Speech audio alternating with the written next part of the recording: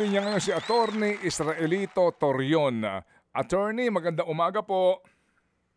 Hello, magandang umaga po, Sir Ted. Magandang umaga rin sa lahat ng mga nanonood at nakikinig ng Opo. iyong popular na station. Po, daghang salamat kanimo, Attorney. May paunang tanong po si Chacha. Go, Cha. Yes po, attorney, good Okay. morning. Oo, unang tanong po Yes muna. po. Oo, may mga balita po kasi na nasa Pampanga daw po ngayon si Senator Bato. Pero nakakausap niyo po ba siya? Nasaan po siya ngayon? Honestly, hindi ko siya nakakausap. Pero yung misis niya nakakausap ko palagi. I was with his wife noong Saturday. Saturday ba yun o Sunday? Nandun sa kanilang bahay dun sa Davao. Kasi tagagaling ko lang sa Davao. So, nakausap niyo po yung asawa niya mismo. Personally po Mrs. ito. Personally po. Personally, yes, Oo, personally. But si Senator, hindi po. Hindi po. Oo. Naitanong niyo po ba sa kanyang asawa kung nasaan po ngayon si Senator Bato? Hindi ko na itanong sa kanya. Hindi kami iba yung napag-usapan namin yung mga possible remedies. Hindi ko natanong kung saan ba si Senator.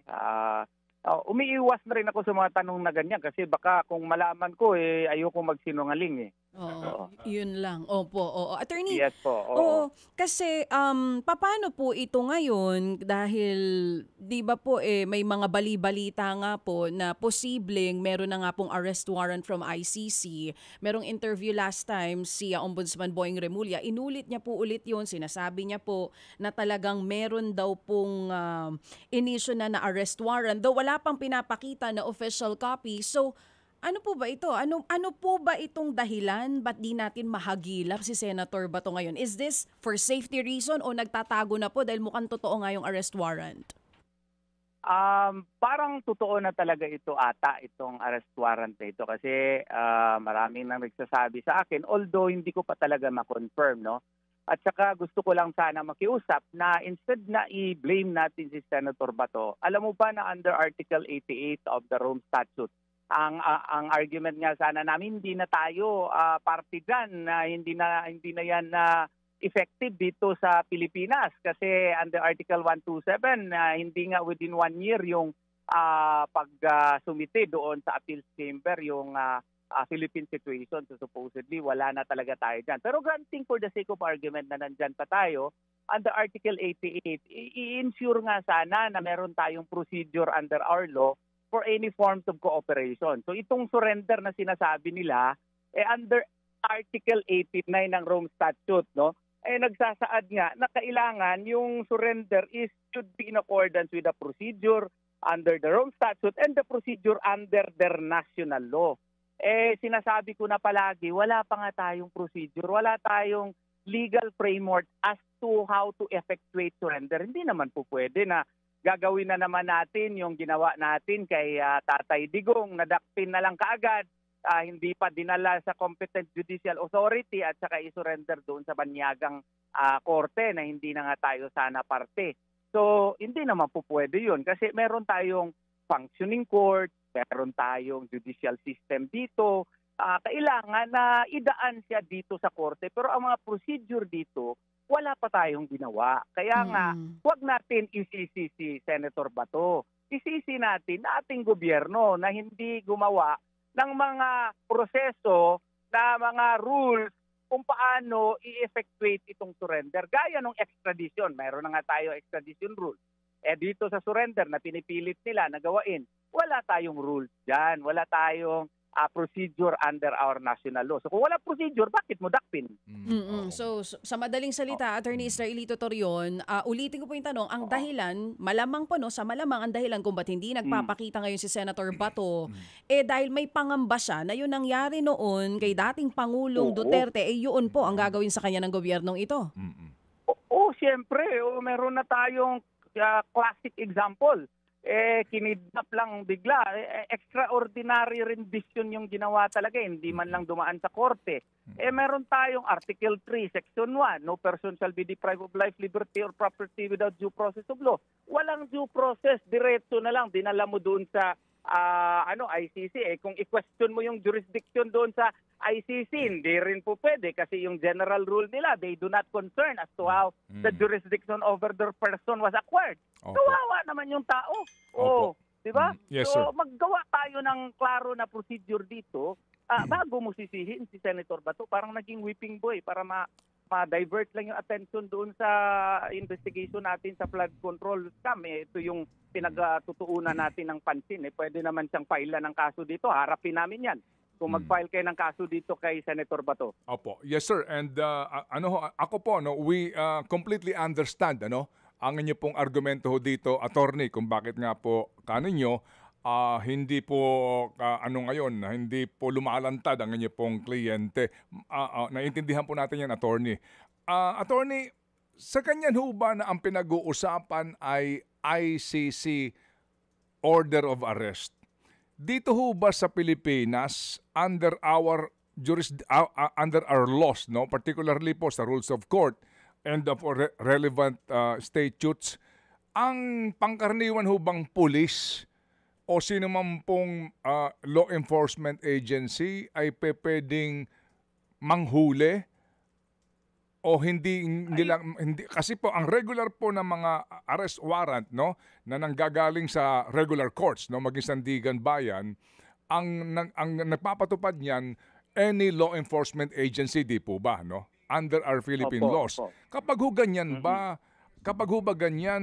ang pulis dito na lokal o NBI ay pwede mag-serve noon o special po itong order o pulis? Paano kaya? Kaya nga, sir, wala pa tayong rules. Supposedly under Article 88 po ng Rome Statute, kailangan tayo magawa ng ating sariling procedure as to how to effectuate yung mga forms of cooperation natin sa ICC. Wala tayong ginawa niyan. Dito sa Pilipinas, isang warrant of arrest lang kilala natin yung inisyu ng korte ng Pilipinas. So ang stand namin dyan, yung warrant of arrest na yan, meron pa sanang proseso yan kasi parang akin to a foreign order yan, akin to a foreign judgment yan. Then it should follow Rule 39 Section 48. Ipa-validate mo muna yan dito ng local court para yung local court na parang mag-issue din siya ng counterpart warrant in accordance with the warrant from the ICC. Kasi mahirap yung foreign warrant, wala pang procedure dito kung paano natin i-validate yan. Opo.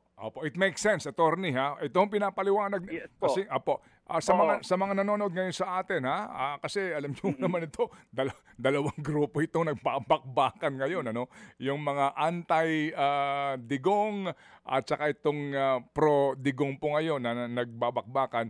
Ang sinasabi ho kasi ni attorney na itong arrest order nang gagaling sa isa pong banyagang supposed to be international court.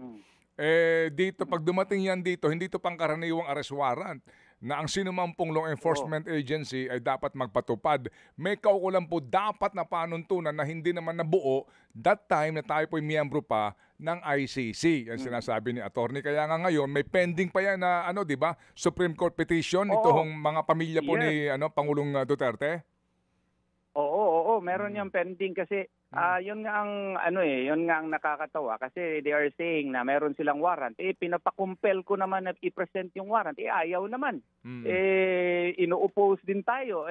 Alam mo bakit? Kasi kung meron ng warrant, magiging compelling na yung motion ko na mag-issue na ng TRO. Kasi clear and urgent necessity na. Ang problema nga dito, inuulit ko, wala tayong klaro na procedure. Paano kung peke pala yung warrant? Hindi kina-confirm dito sa Philippine Court. Kasi under Rule 39 nga sana, Section 48, ipa-confirm pa yan, ipa-validate yan para mapagbigyan naman kami ng rason na makapresenta din ng ebidensya doon sa korte at mabigyan ng due process. Sige po. So ngayon, attorney, ito ho ngayon, ang tila ang sinasabi ng iba na asan na si Senator Bato kasi nung unang kinakapanayam siya, sinasabi na hindi, kung darating yan, I will face it, bring it on. Yan po ang kanyang mga words, bakit daw ngayon? Sasagutin ko yan, sir. Sige po. Ano po yung tugon doon dito ho sa nangangantsaw ho kay Senator Bato? Yung nangangantsaw kay Senator Bato, ipapatawarin natin yan sila kasi nga yung warrant niya, hindi pa nga pinapakita talaga. So we do not even know if it is in existence. In the meantime, yung procedure nila, isa lang. ang procedure nila, gagawin nila yung yung ginawa nila kay Tatay Digong. Oo. So klaruhin nila yung rules dito kung ano ba talaga ang treatment natin, ano ang modality, kung surrender talaga, what is the procedure as to how to effectuate surrender. We should have a clear-cut implementing rules and regulations in that regard. Then bring it on. Kung alam namin, then bring it on. We will face it. I'm very sure yun ang sasabihin ni Senator Bato dyan. Sige po. So ngayon po, ano po ang inyong sagot sa mga naghahanap sa kanya? Sinasabi na lugi ang bayan dahil siya tumatanggap pa rin po ng kanyang sweldo and actually allowances daw po kahit na siya ay hindi sumisipot sa kanyang trabaho in the Senate. Well, na-happy kami dyan kasi it means na binabantayan talaga nila si Senator Bato. Meron ngang senador dyan na nung November pa, hindi nga pumapasok, hindi nila binabantayan. Yung mga congressmen nga natin, halos hindi nga pumapasok doon sa kanilang opisina, hindi nila binabantayan. Si Senator Bato lang. Thank you very much for that acute attention towards Senator Bato. But there are self-preservation kasi itong kay Senator Bato siguro I do not want to speculate kasi hindi kami nagkausap. Pero when it is your security which is at stake, when it is your very person, your personhood na, yung security mo ang at stake, damputin ka lang kaagad tapos itapon ka doon sa ICC. Hindi ka naman maka-question doon sa jurisdiction na invalidity ng arrest mo kasi ang sa kanila nga what is important is nandun ka na. Hindi naman po pwede yun. Yung kaniyang personal safety na ang nakataya dyan. Of course, he has to do something. But that is pure speculation kasi abogado niya ako, hindi naman talaga ako si Senator Bato. Sige po. So, sir, pakisabi po sa inyong kliyente na kami po ay panay ang tawag sa kanya po sa kanyang opisina para siya makapanayam at maganda nga po sana na ang mga tao pong bumoto sa kanya. Actually, surprising ang kanyang resulta nitong nagdaang pong eleksyon, ano? Ang dami po nagtiwala sa kanya. Marami na po ang nananabik sa kanyang tinig sa aming pong programa at ang kanyang paliwanag po, Attorney. Kung may magbilagro na magkausap kami, sigurado yan, Sir Ted. Isasabi ko yan sa kanila. Alam ko naman, paborito kanya, Sir. Ay, salamat nga po sa kanya pong pagpayag na sa mga nagdaang panayam. Pahabol pong tanong si Chacha. Attorney, last na lang po. Okay. May mensahe po ba kayo kay Ombudsman Remulla? Siya po yung unang nagpalutang nitong issue na ito na meron na nga pong arrest warrant si Senator Bato. Sana, sir, bigyan mo ako ng kopya kasi ako na abogado para naman meron akong mapakita doon sa Supreme Court na meron na talaga. Mahirap kasi ito, sir. Ang sinasabi mo lang, nasa cellphone mo, ayaw mo naman ipakita, baka pwede naman bigyan mo ako ng kopya, sir. Naman mabigyan din ng kaukulang pansin ng kanyang abogado at mapakita ito sa Supreme Court at ito pala itutuo at maka-aksyon na talaga ang Supreme Court doon sa aming hinihiling po. Baka pwede lang, sir. Opo, sige po. So, Attorney, salamat po muli sa inyo pong panahon sa aming programa at kami po ay mag-aantabay sa paramdam sa amin ng inyong kliyente. Thank you, thank you. Opo, salamat. Attorney Israelito Torion, abogado po ni Senador Bato de la Rosa. Mga kapatid, brothers and sisters, saan ka pa? Dito na tayo sa totoo. Dito na tayo sa True FM. Mga kapatid, mag-subscribe and follow po kayo sa social media accounts ng True Network PH. Yan po kami. Hanapin nyo lang True Network PH, Facebook, Instagram, YouTube, TikTok, and podcast. Mapa Apple or Spotify man yan, mahahanap nyo kami. Lahat ng mga napapanood at napapakinggan nyo po sa programa, nasa social media accounts namin yan. So, paano mga kapatid? See you sa social media!